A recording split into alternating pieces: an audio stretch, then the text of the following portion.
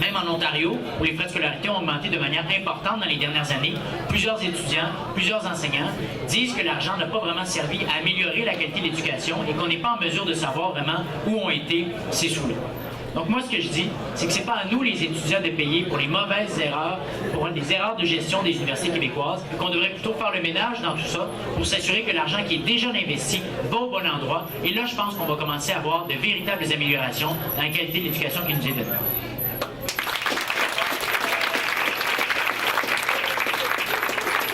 Merci. On passera à la question suivante. Si vous me permettez un petit commentaire avant, à cette journée internationale des femmes, moi je voudrais souligner le fait qu'on parle souvent de 68 en disant qu'on ramène les fresques qu'ils étaient en 68 avec la hausse, mais il faut se rappeler qu'en 68, une infime minorité de femmes allaient à l'université. Ils étaient très, très minoritaires et aujourd'hui ils sont majoritaires. Pourquoi? Parce qu'au Québec, on a privilégié l'accessibilité, d'une part. D'autre part, je voudrais aussi, alors hommage aux femmes.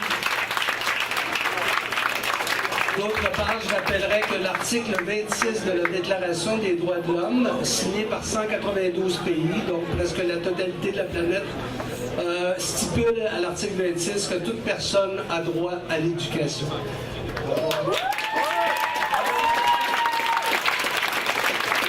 Deux petites questions. La première, quand j'écoutais Mme Beauchamp ce matin à la radio dire que le Québec n'a pas les moyens de maintenir le taux actuel et que les élèves, les étudiants devraient faire leur juste part. D'accord, Mme Beauchamp, que les étudiants doivent faire leur juste part, comme l'ensemble de la société, mais à quel moment doivent-ils faire leur juste part? Pendant leurs études où ils doivent travailler encore davantage pour assumer 1 625 $, à 10 $ de l'heure, ça fait 160 heures de plus de travail, à peu près. Est-ce que c'est à ce moment-là qu'ils sont le plus aptes à faire leur part? Et en empruntant, à qui? À ceux qui font le plus d'argent actuellement dans nos sociétés, aux banques, en payant de l'intérêt aux banques et en engraissant ceux qui abusent le plus du système économique actuellement. Ou ils ne devraient pas faire leur part quand ils auront leur diplôme, qui seront sur le marché du travail et qui paieront équitablement leur juste part d'impôt. Deuxième question sur la représentativité syndicale.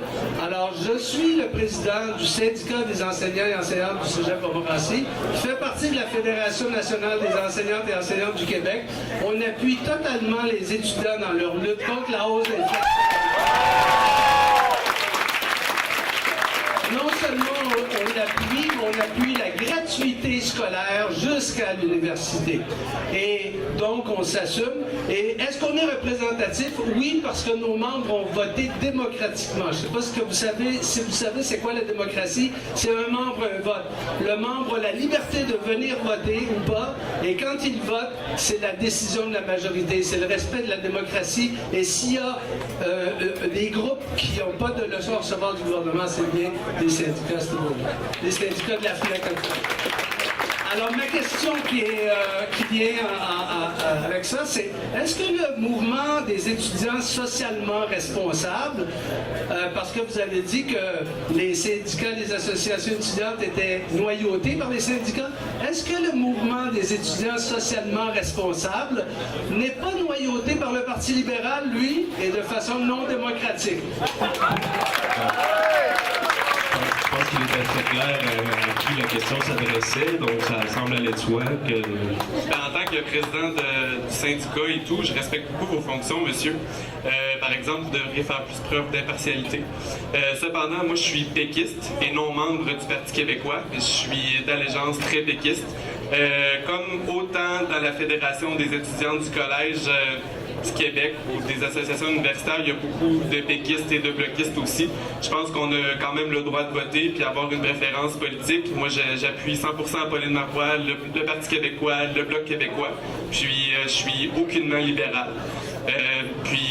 Mais c'est sûr qu'en tant que président du syndicat, vous devriez faire plus preuve d'impartialité pour représenter justement la majorité de la population étudiante.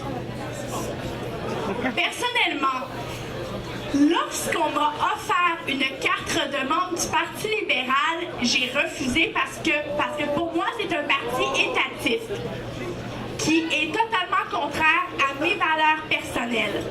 Également, je sais que la CSN est très sensible à la cause étudiante et je peux comprendre ça. Cependant, je crois que la meilleure façon d'aider pour les étudiants, c'est d'offrir des bourses d'études. Après tout, la CSN a un budget qui peut se compter en centaines de millions. Également, je peux vous dire d'expérience personnelle parce que j'ai reçu une bourse de 2500 $ offerte par le syndicat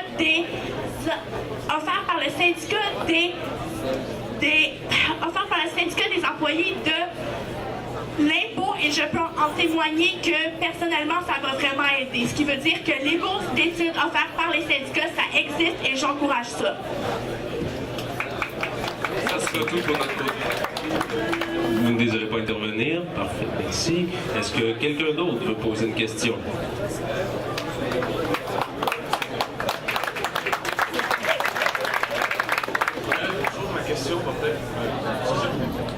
Ma question va plus se poser vers le pour à la hausse. Ma question, c'est par rapport à la classe moyenne. Ayant beaucoup d'amis issus de la classe moyenne et faisant partie de la classe moyenne aussi, et je crois que la majorité des personnes ici qui étudient au collège sont de la classe moyenne aussi, la hausse qu'on va... Je me demande où est-ce qu'elle va aller, la classe moyenne, après.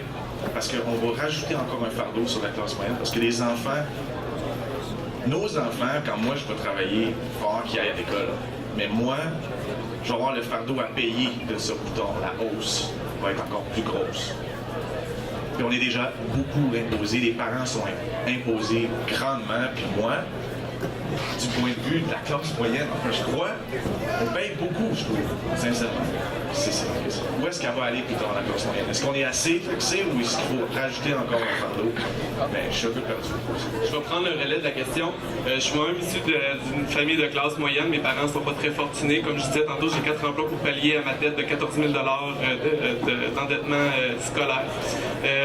Moi, en tant que la moyenne des classes des classes familiales moyennes ont 1,6 enfants. Mettons qu'on est généreux, on arrondit à 2 enfants par famille. C'est plus préférable pour eux de payer les frais de scolarité de 2 enfants que de voir une hausse d'impôts à long terme. Ils vont finir par plus payer, plus s'appauvrir, puis c'est préférable qu'ils se concentrent sur leurs 1,6 enfants que les 4 membres de la famille paient des impôts et ça jusqu'à la fin de leur vie. Ça, c'est mon opinion, l'opinion partagée par plusieurs personnes aussi. Puis, mais sinon, appauvrir, non, le système de prêts et bourses va se voir rehausser. Si je prends mon propre colocataire qui vient d'une famille dysfonctionnelle, se voit payer 0 droit de scolarité parce qu'il n'y a aucun appui de sa famille, aucun parent. Puis, une de mes amies qui est issue d'une famille monoparentale se voit accorder 75% de ses prêts et bourses en bourse, puis 25% en prêt, qui est pas mal équitable, je trouve, pour les impôts à frais des contribuables. Juste pour enchaîner sur ce que tu dis, sincèrement, je crois pas qu'ils sont acceptés au prêts et bourses parce qu'ils ont un salaire suffisant pour payer leur enfant à l'université. C'est ce qu'ils nous disent et c'est ce qui se fait d'ailleurs. C'est un fait. Je le vois, je suis entouré de ça. Moi aussi, je suis un futur étudiant de l'ETS. Puis je comprends pas d'ailleurs pourquoi que ces personnes-là ne font pas la grève, mais bon, ça c'est mon point de vue. Le syndicat n'a pas même mis sur cette institution. Parce que les industries nous attendent rapidement, puis qu'on peut payer notre prêt et bourse plus rapidement que d'autres qui sont comme la criminologie, ou est-ce qu'ils ne peuvent pas, eux, facilement, parce qu'ils sont payés à des salaires médiocres. Mais bon, ça c'est un autre débat. On va rester dans les questions. Faut que je décide ça. Oui, disons une minute, puisqu'il y a eu une autre intervention. Exemple personnel, je vais même vous dire certaines infos un peu privées. Je suis issue d'une famille monoparentale. Je ne sais même pas qui est mon propre père. Et juste vous dire que ma mère fait environ 75 000 par année, ce qui veut dire que je tombe pile sur la moyenne des moyennes des moyennes. L'année prochaine, j'aurai droit à 1 200 $ de prêts offerts par le gouvernement québécois. Avec l'emploi d'été, juste vous dire que je vais bien arriver et que dans le fond, malgré cette hausse, je vais pouvoir payer mes études et avoir un très faible endettement.